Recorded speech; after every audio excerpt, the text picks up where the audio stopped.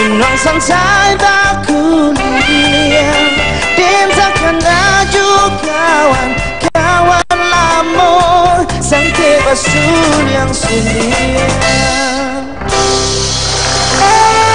Kembali lagi di LK mengatasi masalah tanpa solusi.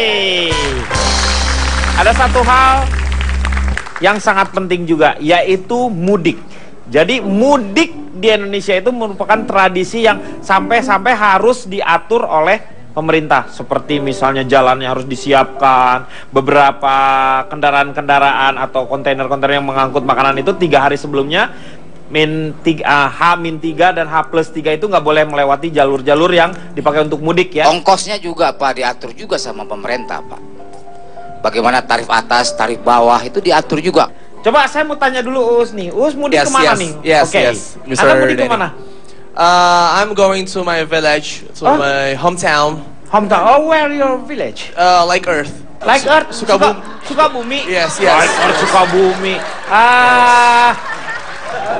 Ya Pak, jadi saya kalau pulang mudik itu saya ke Like Earth, Sukabumi. Di daerah mana kamu Sukabumi? Simsalabintana. Ya, Salabintana. Ya. Itu di Salabintana, saya di daerah gunung Pak. Tapi saya tuh sebelum mudik tuh biasanya kan minta maaf tuh Pak ke teman-teman dulu. Iya. Yang ngajakin futsal terus buka bareng ya kan, open together Pak. You know? Ya, buka bersama lah. Yes. Ya. Tapi waktu itu saya waktu lagi open together tiba-tiba ada badminton Pak. Ternyata itu Indonesia Open. Saya suka kesel kalau misalnya ngeliat teman-teman saya tuh kalau misalnya minta maaf lewat BBM gitu Pak, kayak nggak punya rasa tenggang rasa untuk menemui saya sendiri gitu Pak. Kenapa? Ya karena kalau BBM kan itu kan sifatnya kadang-kadang kita dibohongi Pak. Statusnya kadang-kadang lagi sedih padahal lagi bulan puasa misalnya gitu, kan salah ya kan? Harusnya lagi bulan puasa, benar kan? Iya. Bukan lagi sedih, benar kan? Nah itu dia bohongi saya. Nah, ini saudara Cak Lontong kali ini ya? Iya Pak. Karena BBM itu kan kita tidak langsung Pak komunikasinya. Lalu itu juga yang membuat kita jadi terasa punya jarak Pak. Karena manusia zaman sekarang itu lebih penting BBM dibanding HBM Pak. HBM itu apa? Hablum minanas Pak. Oh ya kan Pak. Tuh, Pak Ustadz aja udah. Dalam banget nih bahasanya. Luar biasa ya Pak. Pada intinya Pak kalau mudik mah Pak, kita pulang ke kampung halaman Pak. Kita semua pergi ke kembali ke kampung halaman Pak. Betul. Kecuali Tukul, kembali ke laptop Pak. Ya, oke? Cukup dari saya Pak. Betul. Terima kasih. Sekarang Pak Jarwo nih. Kampung saya Pak Denny itu di New Pekan. Pekanbaru. New Week kalau mau New Week. New Week. Pak, kalau mau pakai bahasa Inggris jangan setengah-setengah makanya. Pekanbaru itu New Week jadinya. New Week. Mudik itu sebagian orang itu suatu kewajiban Pak Denny. Maksudnya ada yang menganggap itu wajib untuk pulang kampung. Pulang kampung. Nah, perkeranya ada 2. Dia pulang kampung. Apakah dia mesti punya kampung apa tidak? Harus dipastikan dulu. Iya, dia harus tahu dulu. Kampungnya masih ada atau tidak? Loh, memang ada kampung yang hilang? Ada.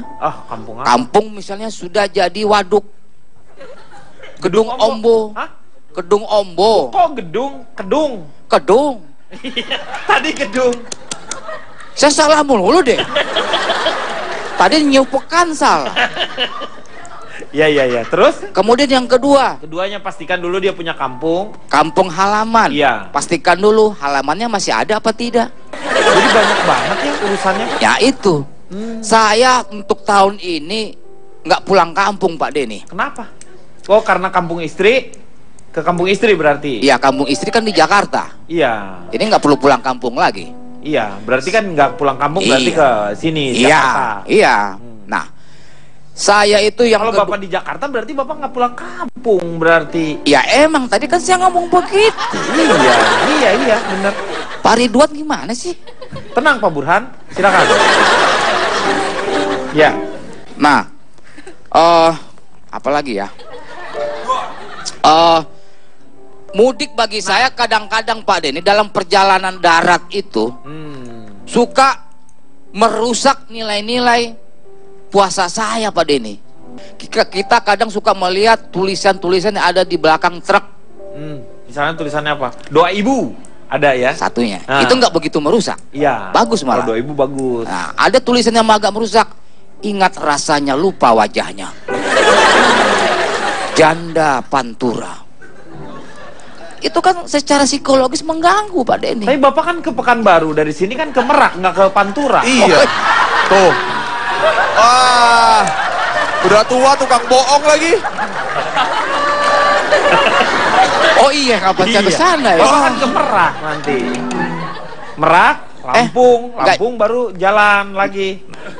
Terus kemudian pemerintah kadang-kadang kan juga suka memberikan jalan alternatif kepada warga untuk pulang kampung atau mudik Pak Denny. Iya. Misalnya Jagorawi, Jakarta, Bogor, Ciawi. Iya, Jagorawi, Jakarta. Nah, saya ada Ciawi. masukan juga buat pemerintah untuk mempermudah masyarakat untuk pulang kampung atau mudik lewat jalur alternatif Pak Denny. Yaitu?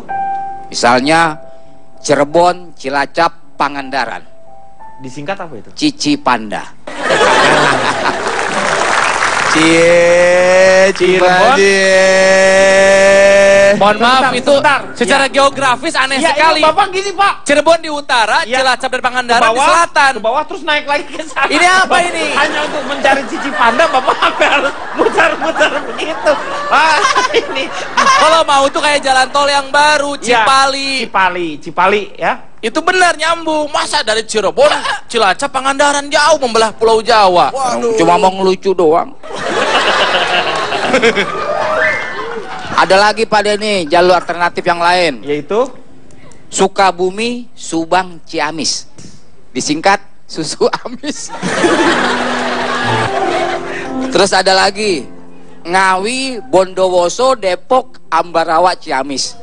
Ini apa sih Pak, bolak-balik? Mutar-mutar. Disingkat apa sih Pak? Disingkatnya apa? Ngondek habis. Ngondek habis. Aduh. Rencananya Pak Denny, saya nggak pulang kampung, tapi di rumah saya mengadakan open house. Oh, hebat, kayak pejabat-pejabat ya? Iya, rumah orang saya buka Pak Denny. Itu buat maling namanya.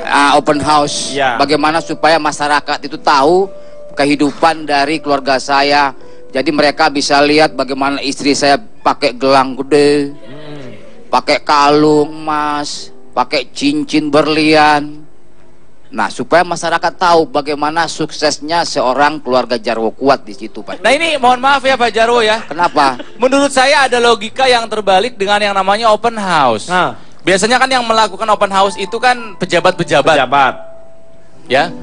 Waktu itu saya pernah lebaran 2 tahun yang lalu bertemu dengan seorang penyapu jalan. Iya. Sebut saja Pak Asep misalnya. Iya. Pak Asep mau kemana? Saya mau ke rumah Pak Wali Kota katanya. Wih, mau ngapain? Ada open house di sana. Oh, Bapak mau minta maaf? Oh enggak, saya yang mau maafin dia.